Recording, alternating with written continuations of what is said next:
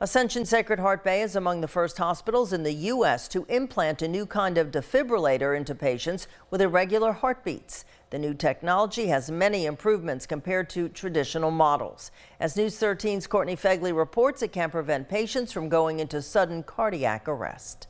Ascension Sacred Heart Bay is the first hospital in the Panhandle to successfully implant a new type of defibrillator in a patient. It's called the Medtronic Aurora Extravascular Implantable Cardioverter Defibrillator. The main purpose of the defibrillator is to prevent the ventricular tachycardia or ventricular fibrillation and either pace it out or shock it to stop the arrhythmia and restore normal rhythm. Unlike other ICDs that have electrical leads running through veins in the heart, the EV ICD's lead is much less invasive. This lowers the risk of infection and makes it easier for doctors to adjust the device if needed. It's not in the blood vessel.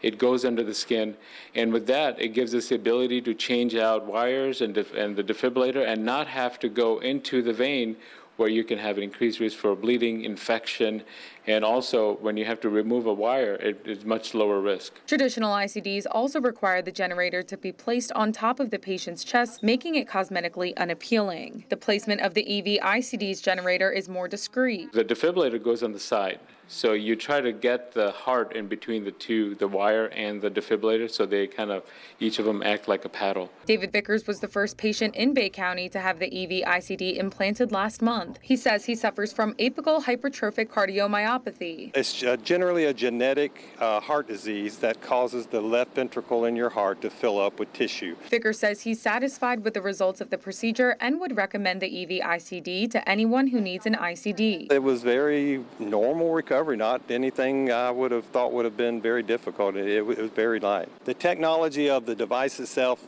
is very common. The new technology here is the insertion of the probe on the exterior of the heart. That seemed to be working just fantastic for me. In Panama City, Courtney Fegley, News 13, Panhandle Strong. If you have a history of heart arrhythmia, ask your cardiologist if this new defibrillator is a good option for you.